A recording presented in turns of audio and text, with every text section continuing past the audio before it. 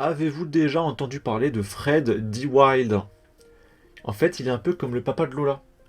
C'est-à-dire que il allait physiquement bien, mais en fait, le traumatisme était tel qu'il a sombré dans une dépression qui l'a poussé à mettre fin à ses jours. Et donc ce mec était un dessinateur et rescapé de l'attentat du Bataclan du 13 novembre, et récemment, il n'en pouvait plus, il a mis fin à ses jours. Et là, il y a un entretien de lui de 2021 qui refait surface.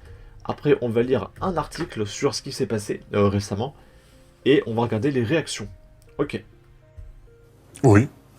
Euh, Ma vie de maintenant est conduite par cette soirée. C'est-à-dire que finalement, quasiment tout découle de cette soirée.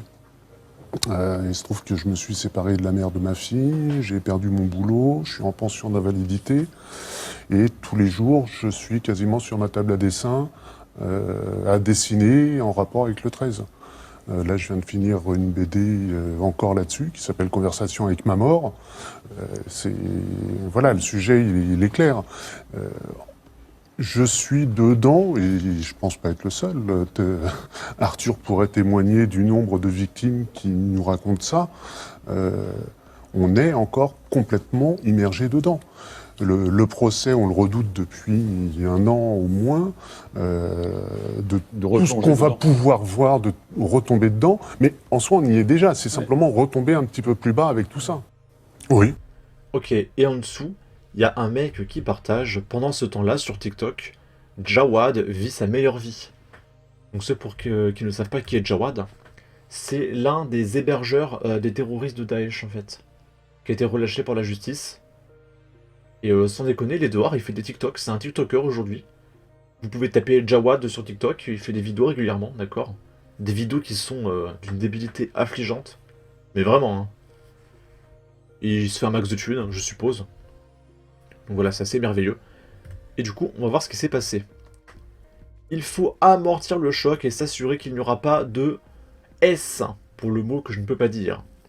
C'est toujours notre crainte, a témoigné mardi 7 mai sur France Inter Arthur Desnouveau, président de Life for Paris, association de victimes et de familles de victimes des attentats du 13 novembre 2015, après la mort de Fred D. Wild. Le dessinateur, rescapé de l'attentat du Bataclan, a mis fin à ses jours ce dimanche. C'est le troisième S dans la communauté des victimes du 13 novembre, rappelle Arthur Desnouveau. Et à chaque fois, il y a cette même crainte qu'il y ait un effet boule de neige quand on l'apprend. L'association a pris le temps d'appeler les amis les plus proches de la communauté des rescapés individuellement, avant de rendre l'information de la mort de Fred D. Wild publique. On a des pare-feux, on a une forme de cellule de crise et on est disponible pour tout le monde pendant ces heures-là. Arthur Desnouveau raconte qu'il a vu Fred D. Wild à un concert la semaine dernière et qu'il était rayonnant. C'était un type plein de vie. Il se souvient que l'œuvre du dessinateur et ses prises de parole publiques touchaient beaucoup à la mort, étaient très sombres, mais on avait l'impression qu'il arrivait à maintenir tout ça à une distance assez saine. Mais il a suffi d'une soirée pour que Fred D. Wild soit rattrapé par des démons qui ne l'avaient sûrement pas quitté depuis 8 ans et demi. Le terrorisme et les traumas qui vont avec, c'est à la fois une violence inouïe sur le moment, mais c'est aussi un poison très lent, explique le président de Life for Paris. Ça revient par vagues. On ne saura jamais ce qui a déclenché ça dimanche soir, mais c'était clairement un reflux de mal-être. L'association Life of Paris est une communauté très soudée, par une actualité horrible, précise son président. Le terrorisme reste dans l'actualité. On a eu évidemment l'attaque du 7 octobre, on a eu l'attaque de Bir Hakeim à Paris le 2 décembre 2023, mais il souligne que ne pas baisser la garde, ça reste extrêmement difficile, parce qu'on a envie de passer à autre chose, et qu'on voit qu'on est vulnérable. Arthur Desnouveau ajoute qu'il parle encore dans les médias pour rappeler que c'est normal d'avoir des réminiscences des attentats. Le but des victimes et familles de victimes restera toujours de réintégrer la société le plus pleinement et le plus fonctionnellement possible. Mais il faut encore avoir un peu de patience avec nous. Le président de Life of Paris souligne que c'est d'ailleurs pour ça que l'association sera dissoute dans les 10 ans de l'attentat pour se dire qu'on essaye de passer à l'étape d'après. Mais ce n'est pas facile. Si vous avez besoin d'aide, ils donnent leur numéro, on est disponible 24 heures sur 24, 7 jours sur 7, etc. Ok. Je pense que ça, c'est adressé au lecteur de l'article.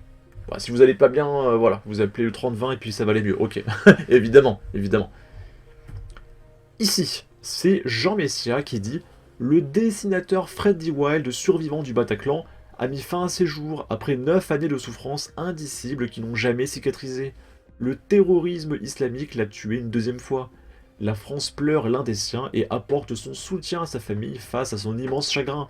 Pourquoi ce silence assourdissant des professionnels de l'humanisme, pourtant prompts à pleurer sur toutes les causes les plus étrangères à la France? Où sont passés Thomas Portes, David Guiraud, Rima Hassan et Sandrine Rousseau? Bah ils vont quand même faire de la récupération. La récupération et les larmes de crocodile sont exclusivement réservées aux petits anges partis trop tôt. Vous savez, ces racailles issues de certaines immigrations qui voient les pleureuses gauchistes beugler en faisant le nénuphar indien dès que ces racailles se cassent un ongle. Les traîtres islamo-gauchistes ne sont plus des nôtres et seront jugés un jour ou l'autre pour collaboration avec l'ennemi. Total soutien et condoléances à sa famille, ses enfants, ses amis, ses collègues et ses proches. J'ai dit la même chose, excusez-moi, sur ce réseau social hier. C'est super important que vous le fassiez, merci. Le vivre ensemble fait des dégâts. Paix à son âme. Ici, c'est Lapin du futur qui dit « Les victimes de l'islamophobie, ce sont des gens vexés par des dessins, des femmes qui ne peuvent pas mettre le voile sur leur lieu de travail, etc. Les victimes de l'islam, ce sont des morts, et ils se comptent par centaines. » Alors, ils se comptent par milliers, à un moment donné. Quand on pense qu'avant Elon Musk, ce genre de propos signifiait la fermeture du compte Twitter et le bannissement à vie, on mesure à quel point la liberté d'expression était morte. On est revenu de l'enfer. Merci Elon Musk. 600 millions en 1400 ans et le reste. Petit chouchou qui n'avait pas compris qui sont les méchants et qui crachait à longueur de journée sur les méchants blancs catho-fachos. Chais. C'est lui qui le dit. Hein. Ok. Et avant de vous laisser, on va regarder un petit article. On est à Juvisy-sur-Orge. Un homme grièvement blessé à coups de couteau près de la gare. L'auteur est recherché. Un homme a été grièvement blessé à coups de couteau à proximité de la gare RER de Juvisy-sur-Orge dans l'Essonne ce lundi soir. Il a été pris en charge par les secours alors que son pronostic vital était engagé, indique une source proche de l'affaire confirmant une information du Parisien. L'état de santé de la victime s'est depuis amélioré et ses jours ne sont plus en danger ce mardi, a indiqué le parquet. L'auteur de cette tentative de meurtre est recherché par la police.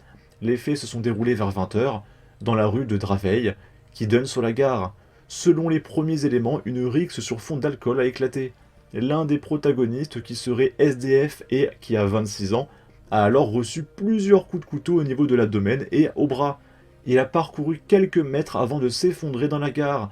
Pris en charge par les sapeurs-pompiers et les médecins du SMUR, il a été transporté à l'hôpital du Kremlin-Bicêtre. Un témoin qui a insulté les policiers lors de leur intervention a été interpellé. Les recherches n'ont pas permis de retrouver l'auteur des coups de couteau. Le parquet d'Evry a ouvert une enquête pour tentative de meurtre. Le service interdépartemental de police judiciaire a été chargé des investigations. Ok. Voilà. En tout cas, n'hésitez pas à donner votre avis, votre opinion, à partager, liker et commenter. Ça aidera au référencement de la vidéo sur YouTube. Abonnez-vous, suivez-moi sur Twitter. Et à la prochaine pour de futures vidéos. Ciao.